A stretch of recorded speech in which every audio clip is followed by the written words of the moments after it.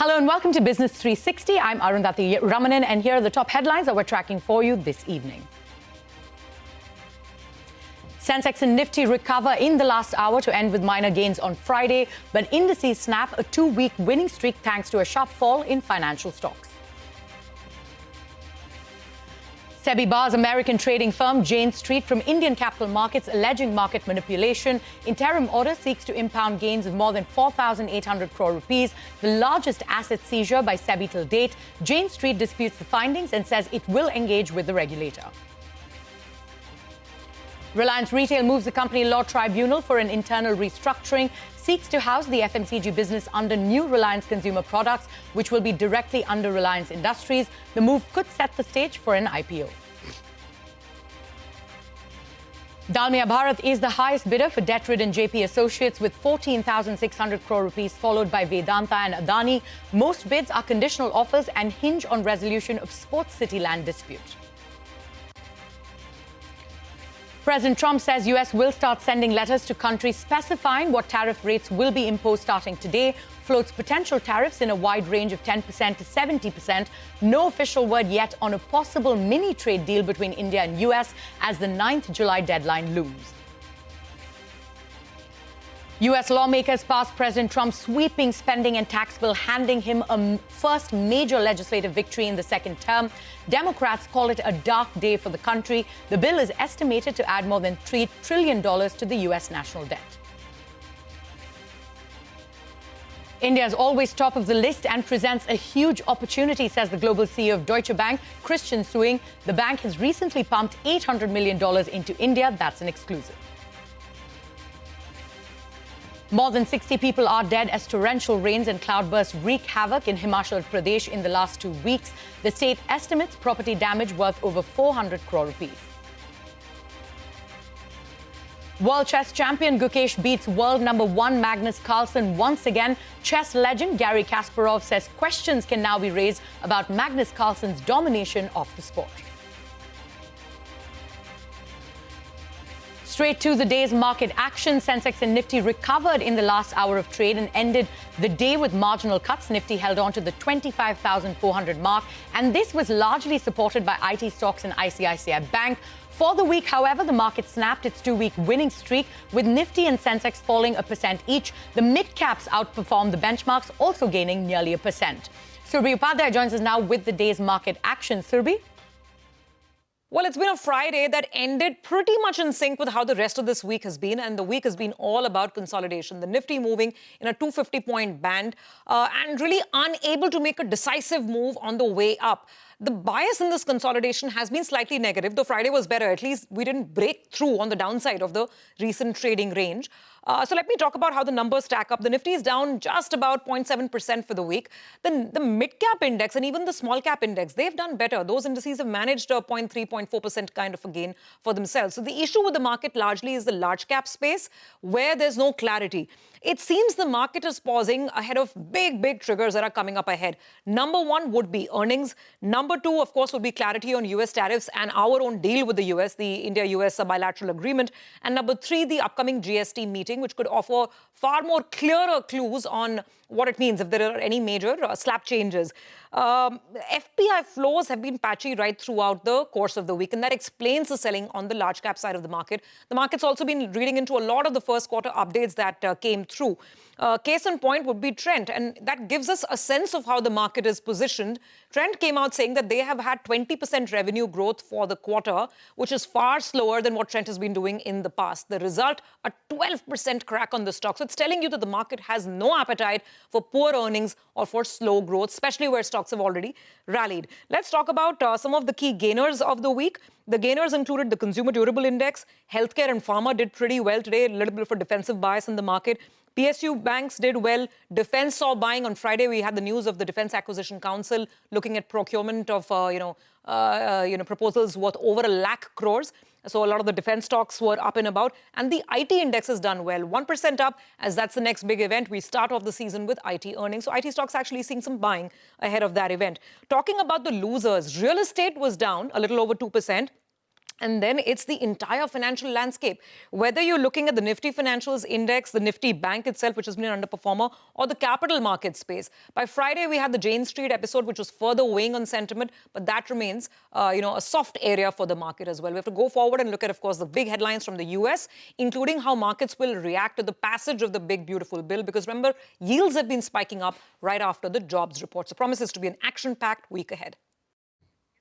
An action-packed week ahead indeed. Thank you, Suri, for those details. Now, market regulator SEBI has imposed an interim ban on US-based trading firm Jane Street Group and its related entities from accessing the securities market. Now, the entities will be prohibited from buying, selling, or otherwise dealing in securities directly or indirectly alleging market manipulation. SEBI has also impounded unlawful gains of 4,843 crore rupees from the company.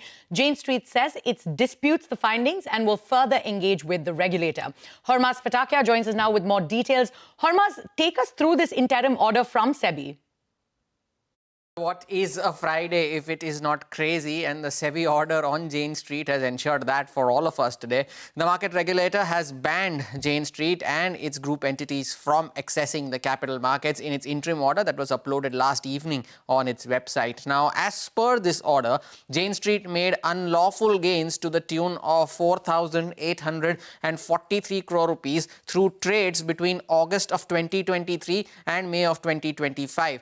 This entire amount will now be impounded, the largest in India's capital market history. SEBI has ordered that this impounded sum will have to be deposited in an escrow account which can be opened in any scheduled commercial bank, and that no debit will be made without prior permission from the market regulator. Now, Jane Street has been given 3 months to square off or close any of their existing positions or until the expiry of such positions, whichever happens earlier. Now, this matter goes back to July of last year when SEBI, the market regulator, had asked the National Stock Exchange or NSE to examine the trading activities of Jane Street to ascertain any market abuse.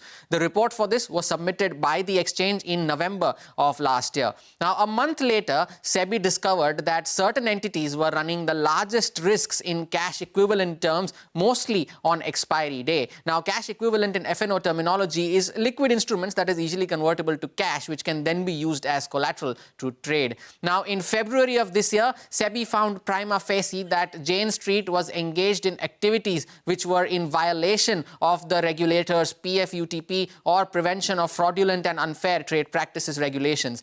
As a result, SEBI asked the NSE to send Jane Street a letter of caution to dissuade them from taking any positions that could be manipulative in nature. However, the regulator found in May this year that Jane Street was in complete disregard of the caution letter and still running large cash equivalent positions, which was not only a violation of their regulations but also their own undertakings that Jane Street had given to the regulator. And it is this what led to the issue of the order last evening. That's not all. Last year, SEBI had put out a study stating that out of 9 out of every 10 retail traders lose money in the FNO space. How much did Jane Street earn? Not 1, not 2, but 36,500 crore rupees between January of 2023 and March of 2025. But what is Jane Street? Now, a global proprietary trading firm, 2,600 employees across the US, Europe and Asia, uses algorithms to identify trading opportunities in the market, and it's trading in over 45 countries.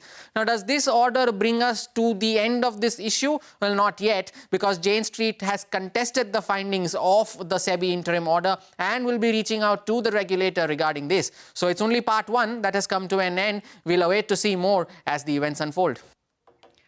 All right, Hormaz, many thanks for taking us through those details. So how did Jane Street manipulate the markets according to SEBI? Anuj Singhal is here with the modus operandi.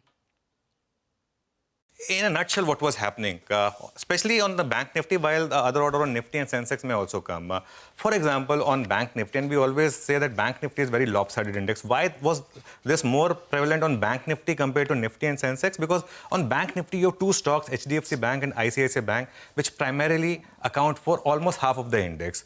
So, you have one HDFC Bank which moves 1%. Now, you move HDFC Bank 1%. Suppose you sell a lot of HDFC Bank, but before that you bought put options of Bank Nifty. And that HDFC Bank falls by 1%, but that put option from 100 rupees becomes 400 rupees. So that's a 4x return. And that is where you obviously when HDFC Bank falls all of a sudden, some funds will come and buy HDFC Bank and the price will eventually go back to the equilibrium. And that's what was happening. Even if you look at yesterday's price move, look at what happened intraday in a lot of stocks. And that is where you will square off these positions and make huge money. So if you see the table, in index options, they made 43,289 crore, but they lost 7,680 crores in futures.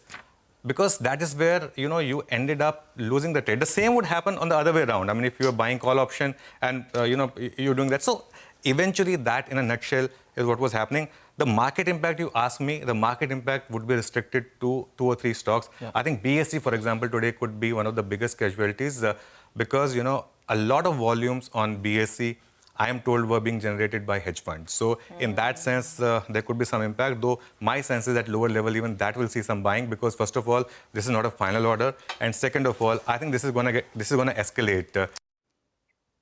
All right, Anuj, many thanks for those details. Meanwhile, Zerodha CEO Nitin Kamath said if SEBI's allegations are true, Jane Street engaged in blatant market manipulation. He also added that F&O volumes are likely to drop since trading firms like Jane Street account for 50% of options trading volumes. The fears were visible on Dalal Street today, with shares of brokerages like Nuvama Wealth, Angel One and stock exchanges like BSE saw sharp cuts.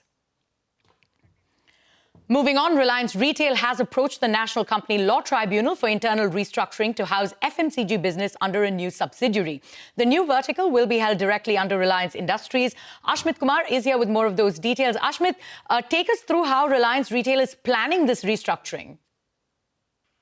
Well, clearly a move being made by Reliance to house all the FMCG businesses under one roof. And to that end, we understand an application has been made before the NCLT. In this application, they're essentially saying Reliance Retail then goes on to say that there are the status quo is that there are 2 subsidiaries of Reliance Retail which are housing these FMCG businesses. The attempt is to move all of them under one roof, under one new entity called New Reliance Consumer Products, which will directly be a subsidiary of Reliance Industries. The rationale that has been put before the NCLT is that the retail business is very distinct, very different from the FMCG business. The FMCG business has its own dynamics. It requires focused investments, which it will now be able to attract if it is now hived off as a separate entity. It requires autonomy to realize its own strategic goals. These are all aspects that were laid out before the NCLT.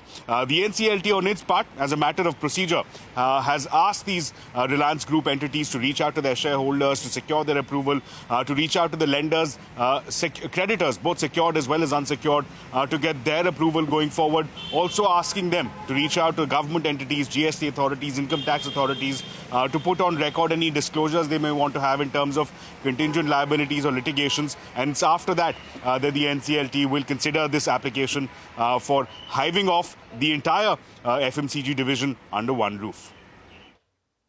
All right, Ashmit, many thanks for those details. Now, the race to acquire debt-ridden Jaiprakash Associates continues to gather steam. Sources have told CNBC TV18 that Dalmia Bharat is the highest bidder with 14,600 crore rupees. However, most bids are conditional offers. Ritu Singh is here with all of those details. Ritu, who's bidding how much and what are the conditions here? Well, some of India's biggest corporate houses, including Adani, Vedanta, Dalmia Bharat, have submitted offers to acquire Jaiprakash Associates, but there is a major catch. Most of these bids hinge on the outcome of a land dispute that is currently pending in the Supreme Court. Now, in absolute terms, and remember the bid includes many components, we understand it is Dalmia Bharat which has placed the highest offer of more than 14,600 crore rupees. But if JP's Sports City land dispute in Noida is not resolved, they could cut their offer by around 2,000 crores or even more. Our sources also indicate Vedanta Group has offered about 13,600 crore rupees. But again, if the land issue is not cleared, they may withdraw their offer altogether. Then you have Adani Group's offer at about 12,250 crore rupees. It also includes NCDs that are payable over more than 4 years. And while their bid is also conditional, our sources indicate Adani's offer may stand irrespective of the land dispute outcome. Then you have Naveen Jindel's Jindal Power, which has bid 10,300 crores. also contingent on the land dispute, and PNC Infratech is the lowest bidder at 9,500 crore rupees. Now, here is the core issue to remind our viewers. Around 1,000 hectares of land under JP's Sports City project was cancelled earlier by YEIDA, and that was upheld by the Allahabad High Court. But JP's resolution professional has moved the Supreme Court to challenge it, where the case is currently pending. Now, these are just the first round of bids, remember, so there will be negotiations and even possible revisions to the offers that follow. So we'll have to see who comes out on top, but the process itself is far from over. So Ritu there with the latest on JP Associates' resolution plan. And staying with court action, Supreme Court has refused to grant interim relief to HDFC Bank CEO Shashidhar Jagdishan in the Leelavati Medical Trust case. While hearing a plea filed by the CEO, the court said that it cannot get into the merits of his case and has directed him to wait for the next hearing of the dispute at Bombay High Court. However, the court also said that Jagdishan's plea has been listed 4 times in the Bombay High Court without a hearing, and it trusts that the plea will be taken up in the upcoming hearing, which is scheduled for the 14th of July. Former SpiceJet promoter Kalanidhi Maran has moved the Supreme Court, challenging Delhi High Court's order dismissing his claim for damages worth 1,300 crore rupees. Maran is seeking damages from current promoters of SpiceJet, and this battle has been going on since 2015. The claim had previously been rejected by the Arbitral Tribunal and the Delhi High Court. Apex Court will hear the case on the 18th of July. On May 23rd, Delhi High Court dismissed Kal Airways' plea by calling it a calculated gamble. A hearing has been scheduled to be held on July 18th at the Apex Court. The Petroleum and Natural Gas Regulatory Board has approved the second amendment to the natural gas pipeline tariff regulations. The new regulations will introduce a set of changes to simplify tariffs and improve access to natural gas across the country. The norms also aim at reducing the number of unified tariff zones from 3 to 2. On that note, it is time for us to head into a short break. But coming up next, President Trump says U.S. will start sending letters to countries specifying what tariff rates will be imposed starting today. Details when we come back. Stay tuned.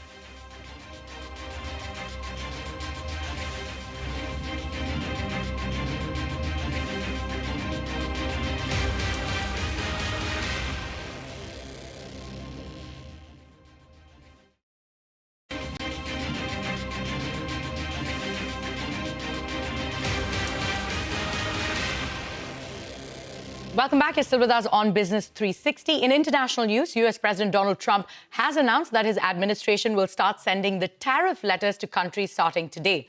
The letters will inform these countries what tariff rates they will face. Speaking to reporters before boarding Air Force One, Trump said these countries will be expected to start paying tariffs from the 1st of August. And the tariffs will range in value from 10% to 70%. He also added that negotiating individual trade deals with over 170 countries is a complex process. This comes at a time where India and the United States are inching closer to sign a mini trade deal next week. So we're going to start sending letters out to various countries starting tomorrow. We'll probably have 10 or 12 go out tomorrow. And over the next few days, I think by the 9th, they'll be fully covered. And they'll range in value from maybe 60 or 70% tariffs to 10 and 20% tariffs. But they're going to be starting to go out sometime tomorrow. We've done the final form, and it's basically going to explain what the countries are going to be paying in tariffs. U.S. lawmakers have passed President Trump's sweeping spending and tax bill, handing him a first major legislative victory in the second term. Democrats have called it a dark day for the country. The procedural rule voting saw one Republican representative joining Democrats in opposition. The legislation will extend tax cuts President Trump signed into law in 2017. The bill is estimated to add more than $3 trillion to the U.S. national debt. And staying with Donald Trump, the U.S. president held a phone call with Russian President Putin last night. Speaking to reporters today, Trump said that he made no progress towards a potential ceasefire during the call, adding that he was not happy with what was happening in Ukraine. He added that both the leaders spoke about many topics, including Iran. Meanwhile, the Kremlin said both the leaders held a frank and substantive chat. Israeli forces have intensified their attacks in Gaza, killing more than 100 Palestinians, out of which 51 were waiting for aid. Hamas has said that consultations have begun on a latest proposal for a temporary 60-day ceasefire in Gaza, and the group will submit its response to mediators. Reports have said that Hamas is seeking guarantees that the ceasefire proposal would lead to the war's end. External Affairs Minister S. Jaishankar will be commencing his 3-day visit to China from the 13th of July. As per News 18, this will be the minister's first visit to China after both nations decided on the patrolling agreement last October. He will be visiting Beijing for a couple of meetings, after which he will attend the SEO Foreign Ministers meeting. Deutsche Bank CEO Christian Sewing has said that India is always top of the list and presents a huge opportunity. Speaking to CNBC TV 18, Sewing added that India is also a strong source of innovation and technology for the world. The bank has recently pumped $800 million into India. Take a look. Let's talk about why you're here in India and how India is playing itself out in this era of volatility. You've just met with India's Commerce Minister Piyush Goyal. What's the read on India at this point in time? Well, first of all, thank you very much for having me. It's a pleasure being here. It's a pleasure being in this country. To be honest, it is. That meeting was very positive, but the overall spirit in this country is outright positive. I've been here now for 3 days, and I have to say I'm amazed by the steam, by the drive, by the passion, and you know, it's an economy which is obviously outright growing. It's actually with whomever you talk, the story is growth. And it is also coming, obviously, from Germany, being one of the leading European banks, looking at our clients. Our clients are actually looking to India out of the lens of this is an opportunity. A lot of global clients, a lot of multinationals, but also family-owned companies are in the process of reorganizing their supply chains, their production chains, and India is always top on the list. And that is, from a Deutsche Bank point of view, a huge opportunity for us. We have been here for 45 years. We have 23,000 people. We are growing immensely. We just put $800 million of capital into India. So we want to grow and our clients want to grow. So it's a very positive story. So I'm excited. And with that, it is a wrap on this edition of Business 360. More news and updates continue right here on CNBC TV 18.